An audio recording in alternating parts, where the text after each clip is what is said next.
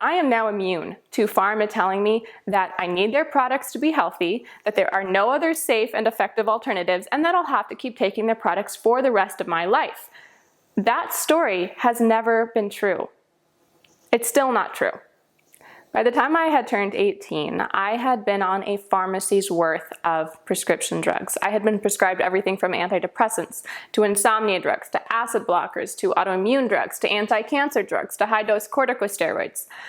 None of it helped. My health was just getting worse every single day. And my doctors had told me that because of my life-threatening autoimmune disease, I would require pharmaceutical products to keep me alive for the rest of my life, that I would never be able to be off of these medications. And they also told me that there were no other safe or effective alternatives for me to use. They told me nutrition wouldn't work, supplements won't really work. So that was the message that I got from the allopathic community. But here I am, 10 years later, I have completely healed my disease and I have been medication-free for about 10 years. I used to think that pharmaceutical products were my only option, but it turns out that there were safe and effective alternatives the entire time. It also turns out that the pharmaceutical companies and the pharmaceutical industry as a whole was largely responsible for suppressing these alternatives.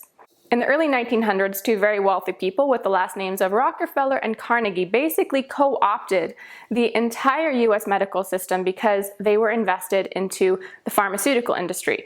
They were primarily invested in oil, and it had just been discovered that you could make pharmaceutical products out of oil. So they wiped out, almost single-handedly, within about 30 years, they wiped out the very widespread practice of American doctors using nutrition and herbalism and homeopathy, as well as other indigenous healing practices that were at play. And the US government has played a big role here too in suppressing indigenous and natural healing modalities. It was actually illegal for Native Americans to practice some of their healing rituals in their own lands until 1978. Every single year, the pharma industrial complex pays out billions of dollars to influence legislature, politicians, doctors, and medical education. About half of medical education in the US, about half of the funding for medical schools comes from the pharmaceutical industry. And a lot of the faculty and teachers at these medical schools have direct ties to pharma companies. The pharmaceutical industry also largely funds the FDA, which is responsible for determining if products should come to market. So the FDA gets about 25 to 75% of its funding for different divisions to assess drug safety.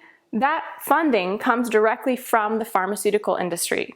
So it's kind of a situation of the pharmaceutical industry being in bed with everybody and trying to influence everything at the highest levels of laws and legislature to sell more products, right? If we look at the track record for this industry, the ultimate goal is not saving lives or helping people. It is making money. It's turning people into profit-making machines. And maybe this is why 1.9 million people die every single year from properly prescribed, FDA-approved drugs. Right now, there is a global corporate campaign to convince every single human being on the face of planet Earth that they need a man-made, synthetic, injected pharmaceutical product in order to ensure their health and the health of humanity as a whole. So the pharmaceutical industrial complex is trying to convince you that you need one of their products to save you from the fate of your own body. But the truth is that you need the wisdom of your body to save you from the fate of being chained to the pharmaceutical industry for the rest of your life. One of the most corrupt, insidious corporate forces on the face of planet Earth. Why would you want to be chained to that industry for the rest of your life? That's why I've created a free resource to help you learn the truth about COVID vaccines. It's called Behind the Scenes of COVID Vaccines, a Guide for Truth Seekers. Now, evidently this makes me a conspiracy theorist, alt-right, domestic terrorist. Did I miss anything there? I mean, honestly, I don't care whatever anybody wants to call me at this point because I am doing what I have always done for the last decade of my career as a holistic health researcher, which is helping people see the bigger picture, helping them understand the financial and political influences at play in the data that gets out into mainstream and corporate media, and to help them understand the alternatives and the bigger picture and the personal experiences that aren't shared by corporate media because there's an agenda at play there. This resource contains the truth that you're not going to find if you put in common vaccine questions onto Google search, because the first page of Google and Wikipedia is not sharing the truth. It is sharing an agenda. If you are getting your health information from the first page of Google, honey, that is not health information. That is a corporate paid agenda. It's not going to make you healthy. It's not going to make you the most empowered version of yourself. I created this resource because I am now immune to pharma telling me that I need their products to be healthy, that there are no other safe and effective alternatives, and that I'll have to keep taking their products for the rest of my life. That story has never been true. It's still not true.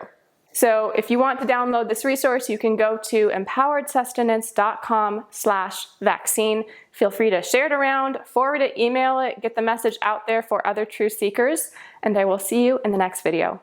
Bye-bye.